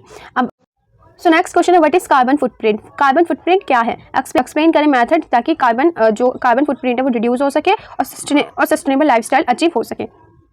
तो सबसे पहले समझते हैं कि कार्बन फुटप्रिंट है क्या। तो कार्बन फुटप्रिंट रेफर करता है total amount of green house gases को, जितनी भी टोटल ग्रीन हाउस गैसेज है मेनली CO2 जो एमिटेड होती है डायरेक्टली या फिर इनडायरेक्टली हमारी एक्टिविटीज़ की वजह से, इंडिविजुअल्स की वजह से, ऑर्गेनाइजेशंस, इवेंट और प्रोडक्ट किसके थ्रू, लाइफ साइकिल के थ्रू जो भी होते हैं उन सब की वजह से। ये यूजुअली मेजर किया जाता है किलोग्राम टन्स में किया जाता है इसको मेजर। अब सोर्सेज ऑफ कार्बन फुटप्रिंट के कौन कौन से सोर्सेज होते हैं, जिसमें सबसे पहले आता है एनर्जी यूज़। जब electricity, heat, cooling from fossil fuel, इन सब चीज़ों का कूलिंग फ्रॉम फॉसिल फ्यूल, इन सब चीज़ों का जब यूज़ किया जाता है तो इससे क्या होता है, एनर्जी यूज़ होती है और इससे क्या होता है, बहुत ज़्यादा पॉल्यूशन होता है। ट्रांसपोर्टेशन, जब फ्यूल कंजप्शन होगा कार्स में, बसेज में, फ्लाइट एंड शिपिंग में, तो यहाँ से भी गैस निकलती है, तो ये भी ग्रीन हाउस गैसेज में ही आती हैं। ठीक है। फूड चॉइस यानी production, process and transportation, waste of food, ये सब भी क्या है, एक सोर्स है फुटप्रिंट का, कार्बन फुटप्रिंट का। कंजप्शन ऑफ गुड्स यानी manufacturing, packaging, disposal of products, यानी मैन्युफैक्चर करते हैं, पैकेजिंग होती है, इसमें जो डिस्पोजल होते हैं प्रोडक्ट्स के वो भी क्या करते हैं, कार्बन फुटप्रिंट का सोर्स है। जो भी वेस्ट है, लैंडफिल्स हो गए, वाटर वेस्ट ट्रीटमेंट होगा और बर्निंग वेस्ट होगा, ये सब भी क्या है, कार्बन फुटप्रिंट को क्या करते हैं, एक बढ़ावा देते हैं। लैंड यूज चेंज होगा, डिफॉरेस्टेशन हो गया, ज़्यादा लैंड यूज़ हो जाता है तो उससे भी क्या होता है, कार्बन एमिशन होता है। अब मेथड्स क्या है रिड्यूस करने के कार्बन फुटप्रिंट को, इसमें सबसे पहले आता है कि सेव एनर्जी को सेव किया जाए, एप्लीकेशंस का यूज़ किया जाए, जैसे LED बल्ब्स हो गए, स्विच ऑफ किया जाए लाइट्स को, इलेक्ट्रॉनिक्स को जब वो यूज़ में ना हो, यूज़ करें नेचुरल लाइट्स को और वेंटिलेशन को ज़्यादा से ज़्यादा। ठीक है। सेकंड यहाँ पे सस्टेनेबल ट्रांसपोर्ट, यानी ऐसा ट्रांसपोर्ट यूज़ करें जो कारपोल और वॉक के थ्रू हो। ठीक है। प्रेफर करें साइकिलिंग और शॉर्ट डिस्टेंस पर, एंड चूज़ करें इलेक्ट्रिक और हाइब्रिड व्हीकल्स को, ना कि पेट्रोलियम वाले व्हीकल्स को। आगे इको फ्रेंडली डाइट, अपनी डाइट अच्छी रखें, ज़्यादा से ज़्यादा प्लांट बेस्ड फूड खाएं, बाय करें लोकल एंड सीजनल प्रोडक्ट को, रिड्यूस करें फूड वेस्ट को। देन फोर्थ यहाँ पे reduce, reuse and recycle, reduce करें कंजप्शन को, सिंगल यूज आइटम यानी ऐसे आइटम का यूज़ कम कर दे जो सिर्फ एक ही बार यूज़ होता है, ठीक। रीयूज आइटम्स व्हेनेवर पॉसिबल हो, ऐसे आइटम्स को यूज़ करें जब भी पॉसिबल हो। एंड रिसाइकिल करें paper, plastic and metal and glass को। सस्टेनेबल लिविंग प्रैक्टिस यानी कंजर्व करें वाटर को, eco friendly non toxic product का यूज़ करें, सपोर्ट करें ग्रीन बिजनेसेस को एंड एथिकल ब्रांड्स को। अब बात करते हैं अचीविंग सस्टेनेबल लाइफस्टाइल अचीव करने के लिए, सस्टेनेबल लाइफस्टाइल अचीव करने के लिए कौन कौन सी चीज़ें ज़रूरी हैं। सबसे पहले माइंडफुल कंजप्शन, बाय करें सिर्फ नेसेसरी चीज़ों को, चूज़ करें durable and eco friendly products. Support renewable energy, जो रिन्यूएबल एनर्जी उसको सपोर्ट करें, यूज़ करें सोलर, विंड और अदर जो भी क्लीन एनर्जी सोर्सेज हैं उन सभी को। ग्रीन हैबिट्स डेली डालें अपने अंदर कि स्मॉल चेंजेस के, जैसे टर्निंग ऑफ टैप्स होगा यानी टोटियों को बंद करें जब उनका यूज़ ना हो। यूज़ करें क्लोथ्स बैग और गार्डनिंग में हेल्प करें। एजुकेशन अवेयरनेस, ज़्यादा से ज़्यादा लर्न करें, स्प्रेड करें अवेयरनेस क्लाइमेट चेंज और सस्टेनेबिलिटी के बारे में। एंड कम्युनिटी पार्टिसिपेशन, ज्वाइन करें लोकल क्लीन अप ड्राइव्स को, ट्री प्लांटेशन को, सस्टेनेबिलिटी इनिशिएटिव्स को। कार्बन फुटप्रिंट, जो कार्बन फुटप्रिंट है ये ह्यूमन एक्टिविटीज़ की वजह से है, ये बात याद रखें। तो हमें इन एक्टिविटीज़ को क्या करना है, रिड्यूस करना बहुत ज़्यादा ज़रूरी है ताकि प्लैनेट को क्या किया जा सके, प्रोटेक्ट किया जा सके और इंश्योर किया जा सके एक healthy future bye adopting energy efficient habits. जब ये सारी किसके द्वारा, जितने भी एनर्जी एफिशिएंट हैबिट्स हैं उन सबको अडॉप्ट करके सस्टेनेबल चॉइस को, रिस्पॉन्सिबल लाइफस्टाइल को, we can fight climate change and create a sustainable world for future generation. हम फाइट कर सकते हैं क्लाइमेट चेंज से और एक सस्टेनेबल वर्ल्ड बना सकते हैं फ्यूचर जनरेशन के लिए। अब चलिए नेक्स्ट क्वेश्चन की तरफ चलते हैं। इन्वायरमेंटल एथिक्स, डिस्कस करने इन्वायरमेंटल एथिक्स को, उनका रोल कम्युनिटीज़ में और इकोनॉमिक इको क्लब्स में इन्वायरमेंटल प्रोटेक्शन के अंदर। तो चलिए स्टार्ट करते हैं। इन्वायरमेंटल एथिक्स रेफर करते हैं कैसे मॉरल प्रिंसिपल को जिसके अंदर वैल्यू एंड वैल्यूज़ को जो गाइड करते हैं ह्यूमंस को रिलेशनशिप मेंटेन करने के लिए नेचर एंड एनवायरमेंट के साथ। ये एम्फोसाइज करता है हमारी ड्यूटी को कि हमें किस तरीके से प्रोटेक्ट करना है, अर्थ को रिस्पेक्ट देने सभी लिविंग बींग्स को एंड इंश्योर करना है सस्टेनेबल प्लैनेट करंट और फ्यूचर जनरेशन के लिए, ठीक है। इसके की फीचर्स की प्रिंसिपल्स की बात करें यहाँ पे, तो इसके कौन कौन से की प्रिंसिपल्स होते हैं, जिसमें सबसे पहले आता है यहाँ पे रिस्पेक्ट फॉर नेचर, जितने भी फॉर्म ऑफ लाइफ है सबको वैल्यू दे, सबकी क्या करें, कदर करें। देन सेकंड यहाँ पे रिस्पॉन्सिबिलिटीज़, ह्यूमन के पास क्या है, एक मॉरल ड्यूटी है प्रोटेक्ट करने की इन्वायरमेंट को, तो ये क्या है उनकी रिस्पॉन्सिबिलिटी है कि वो अपने इन्वायरमेंट को प्रोटेक्ट करें। सस्टेनेबिलिटी यानी यूज़ करें रिसोर्सेज वाइजली और इंश्योर करें लॉन्ग टर्म बैलेंस के लिए। फोर्थ यहाँ पे जस्टिस, इंश्योर करें fair access to resources for all, यानी सभी रिसोर्सेज जो हैं फेयरली सबको एक्सेस हो, इस तरीके से जस्टिस करें। नॉन वायलेंस, मिनिमाइज़ करता है ये harm to living being and ये मिनिमाइज़ करता है कि कोई नुकसान ना हो लिविंग बींग्स को, इकोसिस्टम को। स्टीवर्डशिप यानी एक केयर टेकर है अर्थ का और एक नेचुरल रिसोर्स नेचुरल रिसोर्सेज का। अब सेकंड बात करते हैं इको क्लब्स। इको क्लब्स क्या होते हैं? इको क्लब्स एक स्टूडेंट लीड ग्रुप्स होते हैं जिसको फॉर्म किए जाते हैं स्कूल में, कॉलेज में, कम्युनिटीज़ में, ताकि प्रमोट किया जा सके इन्वायरमेंटल अवेयरनेस एंड एक्शंस। अब इसका रोल क्या होता है? ये स्प्रेड करता है अवेयरनेस इन्वायरमेंटल इशूज़ के रिगार्डिंग, ये ऑर्गेनाइज करता है ट्री प्लांटेशन को, क्लीन अप ड्राइव्स को एंड रिसाइकलिंग कैंपेन्स को, ये प्रमोट करता है एनर्जी एंड वाटर कंजर्वेशन को, इंकरेज करता है सस्टेनेबिलिटी लाइफस्टाइल को एंड इको फ्रेंडली प्रैक्टिसेस को, act as a bridge between student communities and environmental initiatives. तो ये क्या एक्ट करता है? इस तरीके से एक मान लीजिए ऐसा रोल प्ले करता है लाइक अ ब्रिज, किसके बीच में? Student communities and environmental initiatives के बीच में। अब बात करते हैं यहाँ पे नेशनल ग्रीन कॉर्प्स की, एनजीसी। नेशनल ग्रीन कॉर्प्स एक फ्लैगशिप प्रोग्राम है जो कि ministry environment, forest and climate change government of India ने बनाया था। इसके ऑब्जेक्टिव क्या है? इसमें इन्वॉल्व है यूथ इन्वायरमेंटल प्रोटेक्शन एक्टिविटीज़ में, ये इन्वॉल्व करता है यूथ को इन्वायरमेंटल प्रोटेक्शन एक्टिविटीज़ में, बिल्ड करता है अवेयरनेस कंसर्न इन्वायरमेंट के लिए, डेवलप करता है लीडरशिप और सेंस ऑफ रिस्पॉन्सिबिलिटी को, प्रमोट करता है green project educational institutions and communities में, इंकरेज करता है सस्टेनेबल प्रैक्टिस को बेटर फ्यूचर के लिए। अब आगे बात करते हैं कम्युनिटी पार्टिसिपेशन की। तो कम्युनिटी प्ले करती है एक बहुत ही इंपॉर्टेंट रोल इन्वायरमेंटल प्रोटेक्शन के लिए, किसके थ्रू? अपने कलेक्टिव एक्शन और लोकल इनिशिएटिव्स के थ्रू। अब किसी कम्युनिटी किस तरीके से कंट्रीब्यूट कर सकती है, अब इसको समझते हैं। सबसे पहला है कि पार्टिसिपेट करें कंजर्वेशन ड्राइव्स में एंड रिसोर्सेज मैनेजमेंट में, प्रोटेक्ट करें लोकल इकोसिस्टम को जैसे forest, water bodies and wild life, practice traditional knowledge and sustainable living, knowledge का यूज़ करें एंड सस्टेनेबल लिविंग को जिए, सपोर्ट करें environmental policies and awareness programme को, क्रिएट करें sense of ownership and responsibility towards local environment. आगे बात करते हैं फिफ्थ में हम role of NGOs in environmental protection. Roles क्या है एनजीओज का इन्वायरमेंटल प्रोटेक्शन में? तो एनजीओज यानी नॉन गवर्नमेंटल ऑर्गेनाइजेशन क्या है? की पार्टनर है प्रमोट करने के लिए इन्वायरमेंटल कंजर्वेशन सस्टेनेबल डेवलपमेंट को, ठीक है। जिसमें कंट्रीब्यूशन क्या है एनजीओज का, उसको समझते हैं। जिसमें अवेयरनेस एंड एजुकेशन, ज़्यादा से ज़्यादा कैंपेन कंडक्ट किए जाते हैं, वर्कशॉप एंड ट्रेनिंग प्रोग्राम्स चलते हैं ताकि लोग ज़्यादा से ज़्यादा अवेयर हों, एजुकेट हों इन्वायरमेंट के बारे में। कंजर्वेशन प्रोजेक्ट्स चलाए जाते हैं, वर्क किया जाता है बायोडाइवर्सिटी पे, कंजर्व किया जाता है, एफोरेस्टेशन किया जाता है एंड वाइल्ड लाइफ प्रोटेक्शन किए जाते हैं। पॉलिसी एडवोकेसी यानी इन्फ्लुएंस करता है, इंश्योर करता है इन्वायरमेंटल लॉज को इम्प्लीमेंट करने के लिए। कम्युनिटी इंपावरमेंट, ये कम्युनिटी इंपावरमेंट बनाता है लोकल कम्युनिटीज़ को, ये क्या करता है? स्ट्रॉन्ग करता है, किसके थ्रू? पार्टिसिपेशन और स्ट्रॉन्ग बिल्डिंग के थ्रू। कोलैब करता है गवर्नमेंट, स्कूल्स, बिजनेस एंड जो भी अदर स्टेक होल्डर होते हैं उन सभी के साथ। अब आगे बात कर लेते हैं इंटीग्रेटेड अप्रोच। इंटीग्रेटेड अप्रोच क्या है? तो जब ethics, education, youth involvement, community action और एनजीओज के एफर्ट्स वर्क करते हैं साथ में, तो ये क्या क्रिएट करते हैं? Cleaner, greener and more sustainable planet हम सभी के लिए, ठीक है। जब eco clubs, community participation, NGOs, NGS, NGC and environmental ethics साथ मिलकर काम करते हैं तो हमारे लिए क्या बनाते हैं? ये इन सस्टेनेबल प्लैनेट बनाते हैं और इसी को क्या कहा जाता है? इंटीग्रेटेड अप्रोच कहा जाता है। अब कंक्लूजन की बात कर लें तो इन्वायरमेंटल प्रोटेक्शन क्या है? एक शेयर्ड रिस्पॉन्सिबिलिटी है जिसको फॉलो करने, जिसमें एथिकल वैल्यूज़ को फॉलो करना पड़ता है, सपोर्ट करना पड़ता है, इको क्लब्स को पार्टिसिपेट करना पड़ता है, कम्युनिटी इनिशिएटिव्स में, एंड एनजीसी प्रोग्राम को इम्पावर करता है एनजीओज को। वी कैन इंश्योर, हम इससे क्या कर सकते हैं? एक हेल्थी इन्वायरमेंट को इंश्योर कर सकते हैं, बेटर कर सकते हैं फ्यूचर जनरेशन के लिए, जो आने वाली जनरेशन है उनके लिए। तो आई होप कि सारे क्वेश्चंस आपको सही से समझ आ रहे होंगे। एंड अगर वीडियो अच्छी लगी है तो जल्दी से चैनल को सब्सक्राइब कर दें, हमारे टेलीग्राम चैनल को भी ज्वाइन कर लें।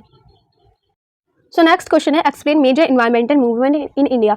इंडिया में कौन कौन से मूवमेंट हुए थे, इन्वायरमेंटल मूवमेंट हुए थे, वो मेजरली कौन कौन से थे, इवैल्यूएट करें उनका कंट्रीब्यूशन इन्वायरमेंटल कंजर्वेशन में, ठीक है। तो जैसे कि आप यहाँ पे देख सकते हैं, इमेज देख के भी आपको समझ में आ रहा होगा। तो एक एक करके चलिए सबको समझते हैं। पहला है चिपको मूवमेंट, जिसको हिंदी में चिपको आंदोलन भी कहते हैं। बैकग्राउंड की बात करते हैं, स्टार्ट हुआ था 1970s में उत्तराखंड में, दैन फिर उत्तर प्रदेश में और फिर हिमालय रीजन्स में, ठीक है। की लीडर्स की बात करें तो इसमें कौन कौन की लीडर्स थे? सुंदरलाल बहुगुणा, चंदी प्रसाद भट्ट और गौरी देवी। तो ये सब क्या थे? इसमें की लीडर्स थे। मेन एम क्या था? प्रोटेक्ट करना ट्रीज को, फॉरेस्ट को कमर्शियल लॉगिंग के लिए, प्रमोट करना इकोलॉजिकल बैलेंस। इसका मेथड क्या था? जो विलेजर्स थे, स्पेशल जो वुमेन थी, उन्होंने यानी चिपक गए थे वो लोग ट्री से प्रिवेंट करने के लिए, ठीक है। अब इसका कंट्रीब्यूशन क्या था कंजर्वेशन में? इसने सेव किया था 1000 ऑफ ट्रीज को एंड फॉरेस्ट को इन हिमालय रीजन में कटने से, और राइज किया था अवेयरनेस किसके बारे में? About the importance of forest and ecological balance. Influence करता है गवर्नमेंट को इम्पोज करने के लिए ग्रीन हिमालय एरियाज में कि बैन करे कि ज़्यादा वहाँ पे पेड़ वगैरह को ना काटें 1980 में। इंस्पायर ग्लोबल इन्वायरमेंटल मूवमेंट, इसने ग्लोबल इन्वायरमेंटल मूवमेंट्स को इंस्पायर किया था, प्रमोट किया था रोल ऑफ वुमेन का कंजर्वेशन में। अब आगे नेक्स्ट मूवमेंट की बात करते हैं। सेकंड यहाँ पे बिश्नोई। तो बिश्नोई मूवमेंट क्या था? तो ये रूटेड हुआ था 15th सेंचुरी में बाय गुरु जम्बेश्वर जी इन राजस्थान, ठीक है। इनका मेन एम था कंजर्व करना नेचर को, वाइल्ड लाइफ को, प्रमोट करना हार्मोनियस को existence with all living being, कि जितने भी लिविंग बींग्स हैं उन सबको क्या करना? लिविंग बींग्स को उनकी हार्मोनियस को एग्जिस्टेंस को क्या करना? कंजर्व करना। की इवेंट क्या था? इन 1970 अमृता देवी बिश्नोई और जो 363 बिश्नोईज ने सैक्रिफाइस किया था अपनी लाइफ को प्रोटेक्ट करने के लिए खेजड़ी ट्रीज को किससे कट होने से, जो किंग्स, जो भी राजा के जो भी लोग थे। इसका प्रिंसिपल्स क्या था? 29 प्रिंसिपल्स इंक्लूड इस प्रोटेक्शन ऑफ ट्रीज एक्ट के अंदर, इसमें एनिमल, वाटर और प्रमोट किया गया था कंपैशन को, इन्वायरमेंटल एथिक्स को। कंट्रीब्यूशन की बात करें तो ये one of the earliest example है wildlife and tree conservation का, ठीक है। प्रोटेक्शन ने हेल्प की थी प्रोटेक्शन ऑफ ब्लैक बक और चिंकारा और जो अदर वाइल्ड लाइफ एनिमल्स थे उनके लिए। प्रमोट किया था बायोडाइवर्सिटी कंजर्वेशन को, जो कि एथिकल और स्पिरिचुअल वैल्यूज से पर बेस्ड है। इन्फ्लुएंस किया था मॉडर्न कंजर्वेशन अप्रोचेस को, किसके थ्रू? ट्रेडिशनल इकोलॉजिकल विजडम के थ्रू, ठीक है। अब बात करते हैं अपिको मूवमेंट। अपिको मूवमेंट क्या था? इसका बैकग्राउंड क्या था? स्टार्ट हुआ था 1983 में कर्नाटका में, जो कि रिस्पॉन्स था चिपको आंदोलन का। फुल फॉर्म की बात करें तो associated for protection of people environmental in Karnataka, ये था इसका फुल फॉर्म। मेन एम की बात करें तो प्रोटेक्ट किया था फॉरेस्ट को, फाइट की थी डिफॉरेस्टेशन के अगेंस्ट एंड प्रमोट किया था पीपल के पार्टिसिपेशन को फॉरेस्ट कंजर्वेशन में। मेथड की बात करें तो उसमें फोकस किया गया था एफॉरेस्टेशन पर, सस्टेनेबल यूज हुआ था फॉरेस्ट का, रिसोर्सेज का एंड एनवायरमेंटल एजुकेशन का, ठीक है, जो मेनली फोकस किया गया था। अब कंट्रीब्यूशन की बात करें, इसने प्रमोट, इस मूवमेंट ने प्रमोट किया कम्युनिटी बेस्ड फॉरेस्ट मैनेजमेंट को, इनकरेज करा सस्टेनेबल डेवलपमेंट को, यूज़ किया लोकल रिसोर्सेज के यूज़ को इनकरेज करा और सस्टेनेबल डेवलपमेंट को इनकरेज करा। इंक्रीज किया अवेयरनेस किसके बारे में? इकोलॉजिकल कंजर्वेशन के बारे में रूरल कम्युनिटीज़ में। इसने एक स्ट्रॉन्ग और भी ज़्यादा स्ट्रेंथ दी किसको? चिपको मूवमेंट को साउथर्न इंडिया में। अब नेक्स्ट बात करते हैं नर्मदा बचाओ आंदोलन NBA। तो जैसे कि आप इमेज में देख सकते हैं, लोगों ने पोस्टर लगा रखा है, ये पोस्टर पकड़ के लोग खड़े हैं। तो इसका बैकग्राउंड क्या था? ये स्टार्ट हुआ था 1980s में नर्मदा वैली के लिए, जो कि मध्य प्रदेश, गुजरात और महाराष्ट्र में हुआ था। इसका मेन एम था प्रोटेक्ट करना किसको? लार्ज डैम्स को, नर्मदा रिवर से, और प्रोटेक्ट करना right of displace people and the environment, यानी उस तरफ जो लोग रहते थे उन लोगों को भी हटाया जाता था, तो उनको डिस्प्लेस ना करे, इसलिए भी वो वहाँ पे इस प्रोटेस्ट को चलाया गया था। की लीडर्स में यहाँ पे मेधा पाटकर और जो भी अदर लोग थे वो सब। मेथड क्या था? यहाँ पे पीसफुली प्रोटेस्ट किया गया था, पेद यात्राज हुई थी, पब्लिक कैंपेन लगे थे, लीगल बैटल्स हुई थी। अब कंट्रीब्यूशन की बात करें तो इसने हाईलाइट किया था इन्वायरमेंट एंड सोशल इम्पैक्ट को लार्ज डैम पर, एंड इसने यहाँ पे अटेंशन आई थी कि इशू ऑफ डिस्प्लेसमेंट पर, रिहेबिलाइजेशन पर और सस्टेनेबल डेवलपमेंट पर। इन्फ्लुएंस पॉलिसीज ऑन, इसने इन्फ्लुएंस किया था पॉलिसीज को जो कि इन्वायरमेंट, क्लीननेस एंड रिसेटलमेंट पे बनी थी, ठीक है। प्रमोट किया पीपल को पार्टिसिपेट करने के लिए decision making for development projects के लिए। ओवरऑल इवोल्यूशन की बात करें तो इसने क्या किया? सबसे मेन इंपॉर्टेंट चीज़ की यहाँ पे अवेयरनेस बढ़ी, ज़्यादा से ज़्यादा इन मूवमेंट्स ने क्या करा? लोगों को, पब्लिक को कॉन्सिक्वेंस करा किसके बारे में, इन्वायरमेंटल इश्यूज़ के बारे में। प्रोटेक्टेड बायोडाइवर्सिटी, हेल्प किया कंजर्व करने में फॉरेस्ट को, वाइल्ड लाइफ और नेचुरल रिसोर्सेज को। प्रमोट किया सस्टेनेबिलिटी को, इंकरेज किया सस्टेनेबल लिविंग और कम्युनिटी पार्टिसिपेशन को। इन्फ्लुएंस पॉलिसीज़, मतलब एक की रोल इन्होंने इस तरीके से किया फार्मिंग इन्वायरमेंट लॉज में, फॉर्मिंग इन्फ्लुएंस पॉलिसीज़, यानी इन मूवमेंट्स ने बहुत ज़्यादा क्या किया, इन्फ्लुएंस करा पॉलिसीज़ को and government environmental laws and government policies को। पावर्ड कम्युनिटीज़, यानी इससे क्या हुआ, लोकल कम्युनिटीज़ जनरेट हुई और उनको ज़्यादा strength milli, role of women and youth को भी। अब कंक्लूजन की बात करें तो ये सारे मूवमेंट माइलस्टोन है इंडिया की इन्वायरमेंटल हिस्ट्री में। ये रिफ्लेक्ट करते हैं कि पावर ऑफ पीपल पार्टिसिपेशन क्या है, एथिकल रिस्पॉन्सिबिलिटी नेचर के टुवर्ड्स ह्यूमंस की क्या है। इन्होंने ये जो मूवमेंट इन मूवमेंट्स ने अब इंस्पायर किया सस्टेनेबल डेवलपमेंट को और इन्वायरमेंटल कंजर्वेशन को एक बेटर फ्यूचर के लिए। क्वेश्चन हमारा important environmental laws and policies in India. India के अंदर कौन कौन सी इंपॉर्टेंट लॉज एंड पॉलिसीज बनाए गए हैं इन्वायरमेंटल प्रोटेक्शन के लिए। तो चलिए स्टार्ट करते हैं अपने आंसर को। तो इन्वायरमेंटल प्रोटेक्शन एक्ट, सबसे पहले इन्वायरमेंटल प्रोटेक्शन एक्ट 1986। ये प्रोटेक्शन एक्ट 1986 में बना था under article 53 of the constitution, umbrella legislation for environmental protection in India. ठीक है, ऑब्जेक्टिव क्या था, प्रोवाइड करना प्रोटेक्शन एंड इंप्रूवमेंट इन्वायरमेंट में, प्रिवेंट करना, कंट्रोल करना, अबेट करना इन्वायरमेंटल पॉल्यूशन को। इसके की फीचर्स की बात करें तो इम्पावर करता है सेंट्रल गवर्नमेंट को ताकि वो सब नेसेसरी मेजर्स को देखे। ये लीड करता है formation of board like CPCB and SPCB। Basics rule जो है इसके रिलेट करते हैं air, water and hazardous substance से, जो EAI एक्सेट्रा ये सब है। सिग्निफिकेंस की बात करिए, प्रोवाइड करता है एक लीगल फ्रेमवर्क इन्वायरमेंटल प्रोटेक्शन के लिए, इंपावर करता है गवर्नमेंट को एड्रेस करने के लिए environmental issues effectively and lead करता है वेरियस रूल्स एंड नोटिफिकेशन किसके लिए, कंजर्वेशन के लिए। अब आगे बात करते हैं वाइल्ड लाइफ प्रोटेक्शन एक्ट 1972। तो ये जो बना था, ये वाइल्ड लाइफ के लिए बना था, 1972 में बना था ये एक्ट, वाइल्ड लाइफ एनिमल्स के लिए, बर्ड्स एंड प्लांट के लिए। अमेंडेड सेवरल टाइम्स, लेटेस्ट इन 2000, काफ़ी बार इसको चेंज किया गया और लेटेस्ट इसका 2022 में है। ऑब्जेक्टिव की बात करते हैं, प्रोवाइड करता है protection wild life, wild animals, birds and plant की। रेगुलेट करता है hunting, trade and possession of wild life को। एंड की फीचर्स की बात करते हैं, शेड्यूल है, रूल करता है 1st to 6th provide the level of protection to species, prohibits hunting and trade off wild life को, ये क्या करता है, रोकता है। प्रोवाइड करता है national park, wild life sanctuaries, conservation reserves and community reserves को। इसके सिग्निफिकेंस की बात करें तो इंश्योर करता है प्रोटेक्शन इंडेंजर्स, ये सिग्निफिकेंस की बात करें तो इसमें प्रोटेक्शन मिलती है इंडेंजर्ड स्पेशीज एंड उनकी हैबिटेट्स को, हेल्प किया जाता है बायोडाइवर्सिटी कंजर्वेशन में, और ये लीड करता है एस्टैब्लिशमेंट में एक नेटवर्क की जो कि प्रोटेक्ट करता है इंडिया के सभी एरिया के जितने भी वाइल्ड लाइफ हैं उन सभी को। थर्ड है फॉरेस्ट कंजर्वेशन एक्ट 1980। तो ये बना था 1980 में, जो कि चेक करता है डिफॉरेस्टेशन और कंजर्व जो भी फॉरेस्ट रिसोर्सेज हैं सभी को। ऑब्जेक्टिव की बात करें तो ये कंजर्व करता है फॉरेस्ट एंड प्रिवेंट करता है उन्हें, एंड डाइवर्स करता है, प्रिवेंट करता है और डाइवर्स करता है नॉन फॉरेस्टिक पर्पसेस पे। इंश्योर करता है फॉरेस्ट लैंड जो है वो यूज़ हो रहे हैं फॉरेस्ट रिलेटेड और पब्लिक पर्पस के लिए। एंड की फीचर्स की बात करते हैं, रिक्वायर है सभी, requires prior approval of central government for diversion of forest land. तो यहाँ पे इस लॉ के अकॉर्डिंग यहाँ पे एक अप्रूवल चाहिए सेंट्रल गवर्नमेंट का, अगर फॉरेस्ट लैंड को डाइवर्जन किया जाता है तो अप्लाइज किया जाता है, तब सभी स्टेट एंड यूनियन टेरिटरी में अप्लाई किया जाता है, सभी यूनियन एंड स्टेट टेरिटरीज में। इसका जो एम है वो ये चेक करना है कि यहाँ पे कोई इनडिस्क्रिमिनेट डिफॉरेस्टेशन तो नहीं हो रहा, और ये प्रमोट करता है एफॉरेस्टेशन को। सिग्निफिकेंस की बात करें तो हेल्प करता है मेंटेन करने में इकोलॉजिकल बैलेंस, कंट्रोल करता है diversion of forest land and promote करता है sustainable management of forest resources को। अब आगे बात करते हैं नेशनल ग्रीन ट्रिब्यूनल। ये इस्टेब्लिश हुआ था 2010 में, किसके under, national green tribunal act 2010 के अंदर। ठीक है, ये स्पेशलाइज्ड बॉडी है जो कि इफेक्टिव है और क्या है, एक्सपेंडियस है डिस्पोजल इन्वायरमेंटल केसेस में। इसका ऑब्जेक्टिव क्या है, प्रोवाइड करना स्पैडी जस्टिस। ये क्या करता है, प्रोवाइड करता है जस्टिस इन्वायरमेंटल मैटर्स में और रिड्यूस करता है बर्डन किस पर, ऑर्डिनरी कोर्ट्स पर। की फीचर्स की बात करें तो डील करता है केसेस जो कि रिलेटेड होते हैं इन्वायरमेंटल प्रोटेक्शन, कंजर्वेशन, फॉरेस्ट और नेचुरल रिसोर्सेज के रिगार्डिंग। ये है इन दिस लॉ, यहाँ पे पावर है कि यहाँ पे अवार्ड दिया जाता है कंपनसेशन रीइंस्टीट्यूशन के लिए, एंड ये बेस्ड है polluter page and precautionary principal पर। अब बात करते हैं हम इसकी सिग्निफिकेंस की, तो इंश्योर करता है कोई इफेक्टिव इन्वायरमेंटल जस्टिस, प्रमोट करता है अकाउंटेबिलिटी एंड कंप्लेंट जो भी इन्वायरमेंटल लॉज के अंदर होती हैं, एंड ये स्ट्रेंथ देता है इन्वायरमेंटल गवर्नमेंट्स को इंडिया के अंदर। कंक्लूजन की बात करें, यहाँ पे भी लॉज एंड इंस्टीट्यूशन सही के फॉर्म करते हैं, बैकबोन फॉर्म करते हैं इन्वायरमेंटल प्रोटेक्शन एक्ट की इंडिया के अंदर। ये हेल्प करते हैं कंजर्व करने में नेचुरल रिसोर्सेज को, प्रोटेक्ट करते हैं बायोडाइवर्सिटी को, इंश्योर करते हैं sustainable and healthy environment future generation के लिए।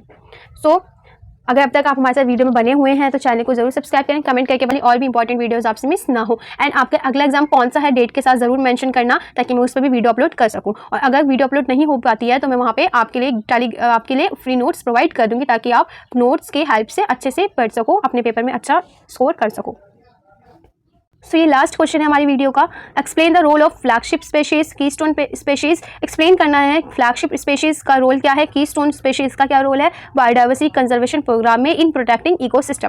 अब बात करते हैं सबसे पहले फ्लैगशिप स्पेशीज की होती क्या है। तो फ्लैगशिप स्पेशीज क्या है, एक ऐसी चार्मिस्टिक और वेल नोन स्पेशीज है जो कि कैप्चर की जाती है पब्लिक अटेंशन के लिए और सपोर्ट करता है कंजर्वेशन के लिए। फॉर एग्जाम्पल टाइगर, टाइगर क्या एक फ्लैगशिप स्पेशीज है, ये चार्मिस्टिक है, वेल नोन स्पेशीज को सब जानते हैं और इससे क्या होती है पब्लिक की ज़्यादा से अटेंशन मिलती है। ठीक है, ठीक है, एक फ्लैगशिप स्पेशीज है। आई होप कि आपको समझ आ गया होगा कि फ्लैगशिप स्पेशीज किसे कहते हैं। अब इनकी रोल की बात करें तो इनका रोल इकोसिस्टम में क्या है, प्रोटेक्शन में। तो ये एक्ट करते हैं symbol of conservation campaign, help करता है प्रोटेक्ट करने में एंटायर हैबिटेट्स एंड इकोसिस्टम को, अट्रैक्ट करता है फंडिंग को, अवेयरनेस को, पॉलिसी सपोर्ट को। ये इनका जो कंजर्वेशन है लीड करता है प्रोटेक्शन को और दूसरे जो अदर स्पेशीज होते हैं वो। अब इनके एग्जांपल्स की बात की कौन कौन से फ्लैगशिप स्पेशीज है, जैसे टाइगर हो गया, पैंथर टाइगर्स हो गए, एलिफेंट हो गया, एलिफेज मैक्सिमम हो गए, लायन हो गया, वन हॉर्न राइनो हो गया। तो ये सब क्या है एग्जाम्पल है फ्लैगशिप स्पेशीज के। अब बात करते हैं हम यहाँ पे कीस्टोन स्पेशीज एक ऐसी स्पेशीज हैं जिनका डिस्प्रोपोर्शनेटली लार्ज इम्पैक्ट पड़ता है इकोसिस्टम पे as compare to their abundance, यानी कंट्रोल करता है सी पॉल्यूशन को, सी वाटर जो होते हैं, फिग ट्रीज हो गए, ये सपोर्ट करते हैं बहुत सारी स्पेशीज को। एंड बी की बात करते हैं ये पॉलिनेशन को सपोर्ट करती हैं। वुल्फ की बात करते हैं रेगुलेट करता है प्री पॉपुलेशन को। ठीक है, अब इनकी रोल की बात करें प्रोटेक्शन इकोसिस्टम प्रोटेक्शन में क्या है, तो मेंटेन करते हैं structure and balance of the ecosystem. ठीक है, रेगुलेट करते हैं पॉपुलेशन ऑफ अदर स्पेशीज को एंड इनकी जो प्रेजेंस है वो सपोर्ट करता है बायोडाइवर्सिटी को, इकोसिस्टम को की स्टेबिलिटी के लिए। एंड इनके जो प्रेजेंस है वो सपोर्ट करती है बायोडाइवर्सिटी को, इकोसिस्टम स्टेबिलिटी को। ठीक है, loss of keystone species can cause ecological collapse. अगर कीस्टोन स्पेशीज इतनी ज़्यादा इंपॉर्टेंट है, अगर यहाँ पे इनका लॉस हो जाए तो इकोलॉजिकल तो इप्स हो जाएगा। तो यहाँ पे कुछ एग्जाम्पल्स हैं इनके, बात करते हैं जैसे पहले टाइगर अपेक्स प्रीडेटर जो होते हैं, एलिफेंट जो सीड डिस्पर्सल होते हैं, वल्चर जो क्लीनर होते हैं इकोसिस्टम के, एंड बी जो पॉलिनेटर्स होती हैं। ठीक है, अब आप बोलेंगे कि दोनों तरफ टाइगर टाइगर एलिफेंट एलिफेंट है, लेकिन यहाँ पे इनकी कुछ स्पेशीज दे रखी हैं, यहाँ पे स्पेशीज के अकॉर्डिंग है, यहाँ पे एनिमल्स के अकॉर्डिंग नहीं है। ठीक है, अब बात करते हैं इकोसिस्टम कंजर्वेशन कौन क्या है। तो इकोसिस्टम कंजर्वेशन फोकस करता है प्रोटेक्ट करने में नेचुरल हैबिटेट्स को, इकोलॉजिकल प्रोसेस को और इंटरडिपेंडेंट स्पेशीज को। इसके की स्ट्रैटेजीज क्या है, ये प्रोटेक्ट करता है फॉरेस्ट को, वेटलैंड, ग्रासलैंड एंड जो भी मराइन इकोसिस्टम होता है उन सभी को। ये रिस्टोर करता है डिग्रेड हैबिटेट्स को, मेंटेन करता है इकोलॉजिकल बैलेंस को, नेचुरल साइकिल को, एंड ये प्रमोट करता है sustainable use of natural resources and conserve करता है कॉरिडोर्स किसके लिए, वाइल्ड लाइफ मूवमेंट के लिए। अब इसकी इंपॉर्टेंस की बात करें हम यहाँ पे, सो सपोर्ट करता है बायोडाइवर्सिटी को, प्रोवाइड करता है इकोसिस्टम सर्विसेज एंड इंश्योर करता है क्लाइमेट रेगुलेशन को, सस्टेन करता है ह्यूमन वेलबींग को एंड प्रोटेक्ट करता है जेनेटिक डाइवर्सिटी को। अब जल्दी से बात कर लेते हैं स्पेशीज प्रोटेक्शन प्रोग्राम क्या है। तो species protection programme targeted effort है किसके लिए, प्रिवेंट करने के लिए स्पेशीज को, एक्सटेंशन से और इंश्योर करने के लिए उनके सर्वाइवल के लिए। मेजर प्रोग्राम कौन से हैं, तो पहला है प्रोजेक्ट टाइगर 1973 में हुआ था, जिसके अंदर कंजर्व किया था टाइगर को, उनके हैबिटेट्स को। देन दूसरा है प्रोजेक्ट एलिफेंट 1992 में हुआ था, ये इंश्योर करता है प्रोटेक्शन को एंड वेलफेयर ऑफ एलिफेंट को। देन थर्ड है यहाँ पे प्रोजेक्ट लायन, कंजर्व करता है एशियाटिक लायन को जो कि गुजरात में है। एंड नेक्स्ट यहाँ पे प्रोजेक्ट राइनो जो कंजर्व करता है ग्रेटर वन हॉर्न राइनो, जो वन हॉर्न वाले राइनो होते हैं उनको, राइनोसॉर्स को उनको। देन नेक्स्ट यहाँ पे प्रोजेक्ट स्नो लेपर्ड जो भी प्रोटेक्ट करते हैं स्नो लेपर्ड को, उनकी हाई एल्टीट्यूड हैबिटेट्स को। एंड प्रोजेक्ट डॉल्फिन कंजर्व करता है गंगाज रिवर, जो कि गंगा रिवर में जो भी डॉल्फिन हैं उनको। आगे बात करते हैं यहाँ पे द बायोडाइवर्सिटी मैनेजमेंट की। तो बायोडाइवर्सिटी मैनेजमेंट इन्वॉल्व करता है सभी सस्टेनेबल यूज़ को एंड कंजर्व करता है, इक्विटेबल शेयरिंग करता है बेनिफिट्स जो भी डाइवर्सिटी से मिलते हैं। इसके की अप्रोचेस की बात करें तो इन सेतु की अप्रोचेस क्या है, सेतु वन सेतु कंजर्वेशन जो हम पिछले क्वेश्चन में पढ़ चुके हैं, कम्युनिटी पार्टिसिपेशन अवेयरनेस बढ़ती है, इससे स्टैब्लिशमेंट होता है रिसोर्सेज मैनेजमेंट का, पॉलिसी लॉ एंड इन्फोर्समेंट बनती है, रिसर्च एंड मॉनिटरिंग के लिए बहुत अच्छा है। ठीक है, मॉनिटरिंग एंड रिसर्च के इसमें की जाती है इस मैनेजमेंट के अंदर। इंपॉर्टेंस की बात करें तो कंजर्व करता है स्पेशीज एंड इकोसिस्टम को, सपोर्ट करता है livelihood and forest food security को, ये हेल्प करता है क्लाइमेट चेंज एंड अडॉप्शन में, इंश्योर करता है इंटर जनरेशनल इक्विटी को। अब बात करते हैं कि कैसे ये एक साथ मिलकर प्रोटेक्ट करती हैं सभी चीज़ें हमारे इकोसिस्टम को। तो फ्लैगशिप स्पेशीज क्रिएट करता है अवेयरनेस एंड सपोर्ट, फिर कीस्टोन स्पेशीज मेंटेन करता है इकोसिस्टम बैलेंस को, इकोसिस्टम कंजर्वेशन प्रोटेक्ट करता है हैबिटेट्स उनकी नेचुरल प्रोसेस को, and species protection programme prevent करते हैं इनके एक्सटेंशन को, एंड बायोडाइवर्सिटी मैनेजमेंट इंश्योर करता है सस्टेनेबल कोएग्जिस्टेंस को। सो कंक्लूजन की बात करें तो ये सभी साथ मिलकर जितनी भी अप्रोचेज है क्रिएट करते एक स्ट्रॉन्ग फाउंडेशन प्रोटेक्शन के लिए, बायोडाइवर्सिटी की और मेंटेन करने के लिए इकोलॉजिकल बैलेंस को, और ये इंश्योर करता है सस्टेनेबल फ्यूचर सभी लिविंग बींग्स के लिए। तो ये था आपका complete environmental studies practice into theory 2 का वन शॉट वीडियो। इसके अंदर सारे इंपॉर्टेंट टॉपिक्स, इंपॉर्टेंट क्वेश्चन, जो भी प्रीवियस ईयर में जितने भी क्वेश्चन रिपीट हुए हैं सबको मर्ज करके ये सारे क्वेश्चन बनाए गए हैं। आपके प्रीवियस ईयर क्वेश्चन के एनालिसिस पर ही इनको बनाया गया है। तो वीडियो अच्छी लगी तो चैनल को सब्सक्राइब कर दें। एंड मैंने आपसे वो कहा था कि वीडियो के एंड में मैं आपको बताऊंगी कि आप फ्री नोट्स कैसे ले सकते हैं। तो हमारा टेलीग्राम चैनल है जिसको आपको ज्वाइन करना है, जहाँ पे आपको फ्री ऑफ कॉस्ट सभी नोट्स मिल जाएंगे, जितने भी आपको और अदर सब्जेक्ट के चाहिए होंगे वो भी, और ये वाले नोट्स भी। एंड अपने दोस्तों के साथ, फ्रेंड्स को, कॉलेज ग्रुप्स में एंड कॉमन ग्रुप जो भी आपके पास हो जिसमें स्टडीज़ रिलेटेड जो भी आपको एक दूसरे की हेल्प करते हैं आप, तो वहाँ पे भी हमारे चैनल को आप शेयर करें, हमारे यूट्यूब चैनल को शेयर करें, ताकि और लोगों को भी इससे क्या हो, हेल्प हो और वो भी अच्छा पेपर में कर सके। Thank you for the next video and comment करके जरूर बताएं आपको अगली वीडियो किस पर चाहिए। Thank you for watching and we have a target of 100 subscriber. I hope कि आप हमारे चैनल की हेल्प करेंगे 100 सब्सक्राइबर को कंप्लीट करने में। Thank you for watching and share with others.